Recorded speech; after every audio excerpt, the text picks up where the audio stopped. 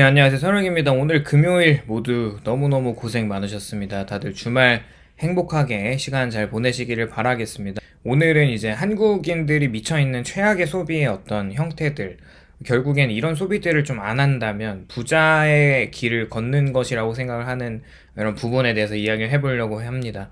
요즘에는 이제 한국인이 집단적으로 빠져있는 최악의 소비 습관들이 있는데 단순히 돈을 많이 쓰는 문제가 아니라 아직 벌지도 않은 미래의 시간과 가능성을 담보로 삼아서 지금 당장의 체면과 불안을 진정시키는 구조적인 소비라는 데 있어요.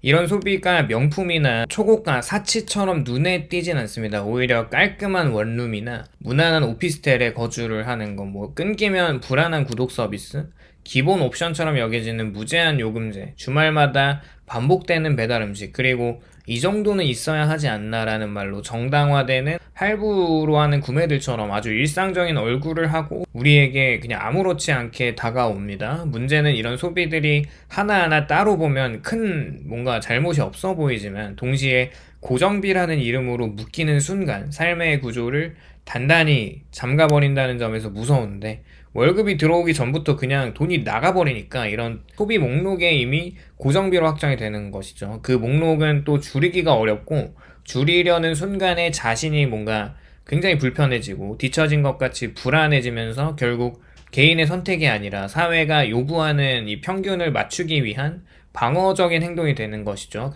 한국 사회에서 소비는 더 이상 삶을 편하게 만드는 수단이 아니라요, 정상적인 어른으로 보이기 위한 입장권이 되었고, 이런 입장권을 유지하기 위해서 사람들은 미래의 선택지를 하나씩 포기합니다. 고정비가 높아질수록 퇴사는 무모한 도박이 되는 것이고, 아직 준비가 사치가 되고, 공부나 전화는 현실성 없는 꿈으로 밀려납니다. 이때 사람들은 늘 같은 말을 하는데, 돈이 없어서 못한다고 하지만 실제로 돈이 없어서가 아니라 돈이 빠져나가도록 설계된 삶을 이미 선택을 해버렸기 때문에 못하는 경우가 대부분이라는 거죠. 한국의 소비의 가장 위험한 지점은 바로 여기입니다. 이 소비가 지금 당장은 안정감을 주는 것, 남들만큼은 살고 있다는 안도감, 뒤처지지 않는다는 착각과 사회에서 탈락하지 않는다는 심리적인 안전망을 제공하는데, 그러나 그 대가로 미래의 시간과 실패해도 다시 시도할 수 있는 여유, 또 선택할 수 있는 권리들을 조금씩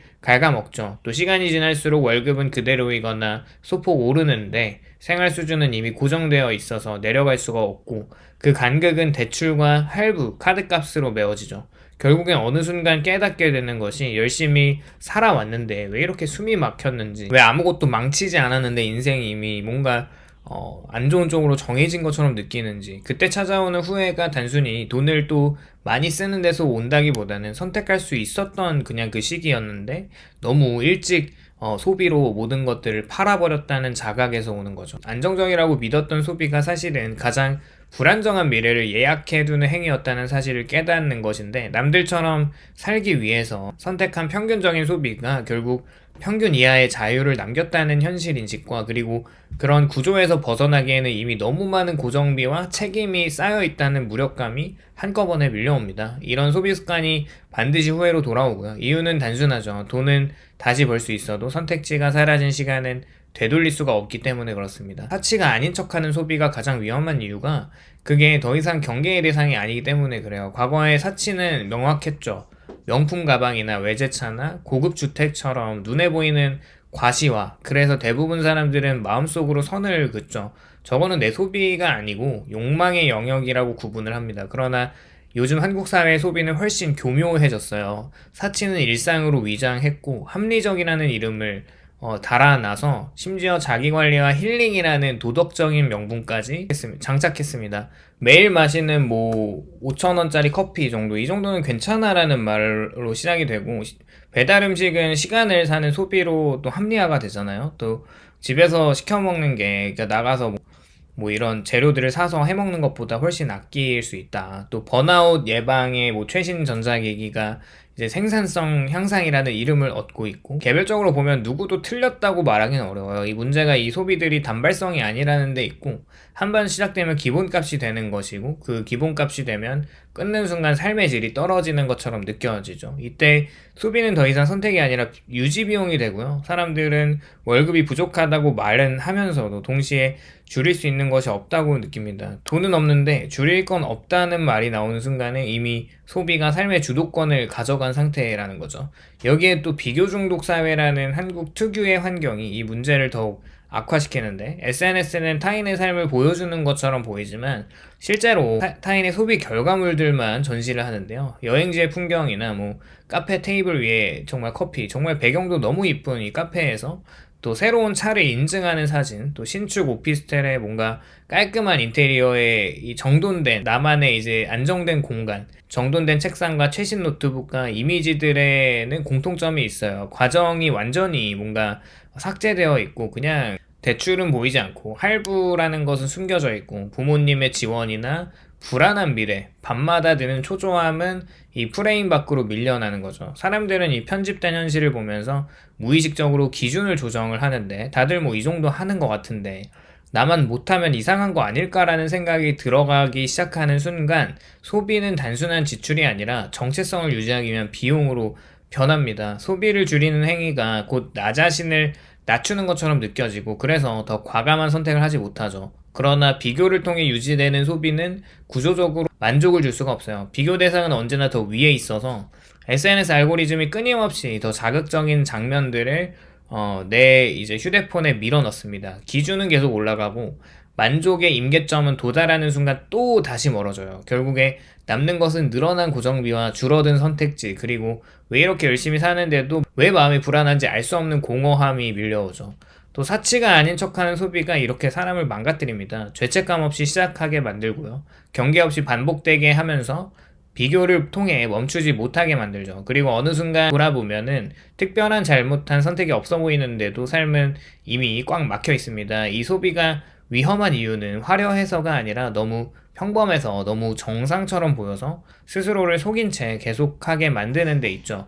미래를 갉아먹는 가장 위험한 믿음은 단순하고도 달콤해요. 지금은 이래도 나중엔 더 벌 수 있겠지. 이런 문장은 한국인의 소비 습관을 지탱하는, 보이지 않는 기둥처럼 작동합니다. 사람들은 현재의 빠듯함을 일시적인 구간으로 간주하잖아요. 그렇게 언젠가 내가 더 많이 벌고 지금 쓰는 돈을 다시 커버할 수 있다, 뭐 미래의 자신을 지금보다 훨씬 능력있고 안정적인 존재로 상정을 하는데, 그래서 당장의 소비 부담과 고정비나 할부와 대출을 아무렇지 않게 미래로 넘깁니다. 하지만 현실은 정반대이죠. 소득은 생각보다 느리게 오르고 직장은 생각보다 쉽게 흔들리면서 나이가 들수록 선택지는 줄어들죠. 체력과 집중력은 확실히 떨어지고 새로운 기회를 감당할 수 있는 여력은 점점 줄어듭니다. 그럼에도 사람들은 미래의 자신이 지금의 문제를 모두 해결해 줄 것이라는 막연한 낙관에 기대서 소비를 지속하죠. 이게 희망이 아니라 책임에 전가하고요. 미래의 나에게 현재의 불편함과 절제를 떠넘기고 그 대가로 지금의 안락함을 구매하는 행위라는 거죠.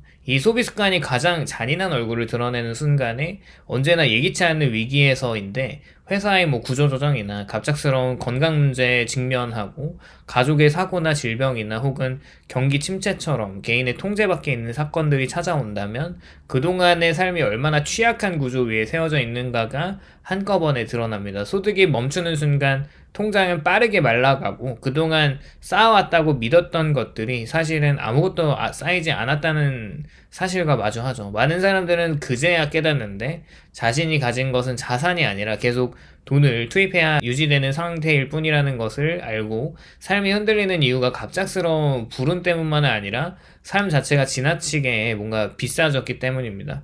인플레이션을 무시할 수가 없어서 이 소비 습관이 계속되면서 자산이 쌓이지 않고 뭔가 이 고정비는 계속 올라가는 굉장히 치명적인 이유라는 거죠. 그리고 또 치명적인 이유는 단순히 가난해질 위험 때문뿐만 아니라 삶의 주도권을 완전히 잃어버린다는 데 있어요. 싫은 일을 그만둘 자유가 사라지고 불합리한 상황을 견디는 것 외에는 선택지가 없어지고, 위험하지만 또 인생을 바꿀 수 있는 기회 앞에서도 움직이지 못하게 됩니다. 사람들은 이것을 두고 현실적으로 어쩔 수 없다고 말은 하지만 그 현실이 갑자기 주어진 것이 아니라 오랜 시간 반복해온 소비 선택이 만들어낸 결과라는 거죠. 미래를 믿고 넘겨버린 작은 소비들이 쌓여서 결국 현재의 자신을 가장 단단히 묶는 족쇄가 됩니다. 결국 후회는 폭발처럼 오지 않고요. 어느 날 갑자기 무너지는 것이 아니라 아주 서서히 거의 들리지 않는 속도로 스며듭니다. 월급이 조금씩 오를 때마다 왜 통장은 그대로인지 의문이 들겠죠? 또 나이가 들수록 왜 선택지가 줄어드는지 또 설명할 수 없을 때 문득 과거의 장면들이 떠오릅니다. 그때 조금만 덜 썼으면 또 왜 그 시절에는 저축을 안 했을까? 그땐 다들 그렇게 살아서 나도 그게 정상인 줄 알았는데, 하지만 이런 말이 입 밖으로 나오는 시점에는 이미 시간이 많이 지나 있습니다. 소비는 그 순간에 위로와 편안함을 주긴 하지만 지나고 나면 남는 것은 추억뿐이고, 추억은 또 통장을 채워주진 않잖아요. 그렇게 선택권을 되돌려주지도 않고요. 그래서 이 이야기의 핵심은 돈을 아끼라는 단순한 훈계라기보다는 진짜 문제는 소비의 기준이 어디에 놓여 있느냐인 것 같습니다. 이 소비가 내 인생의 선택지를 넓혀주는지, 아니면 지금의 불안을 달래기 위해서 미래의 자유를 조금씩 갉아먹는 건지, 이런 질문 없이 이루어지는 소비는 거의 예외 없이 후회로 돌아오는 거죠. 지금 한국 사회에 정말로 필요한 것은 더 많은 소득이 아니라 덜 불안해지기 위해 무엇을 소비해야 하고 무엇을 내려놓을 수 있는지에 대한 기준입니다. 당장의 편안함을 조금도 포기하지 않겠다는 태도는 결국 미래의 선택권 전체를 포기하는 선택으로 이어지겠죠. 그리고 시간이 한참 흐른 뒤에 되돌아볼 수밖에 없는 순간에 남는 말은 되게 비슷하게 됩니다. 그때는 몰랐고 이렇게 평범한 소비들이 내 인생을 이렇게 묶어버릴 줄은 몰랐다라고 하는 생각들이죠. 오늘은 이렇게 한국인들이 미쳐있는 이런 소비의 어떤 습관, 최악의 소비와 결국에 이런 소비들을 안 한다면 부자의 길을 걷는 것에 대한 이야기를 해보았습니다. 오늘도 영상에 공감이 되셨다면 좋아요와 구독을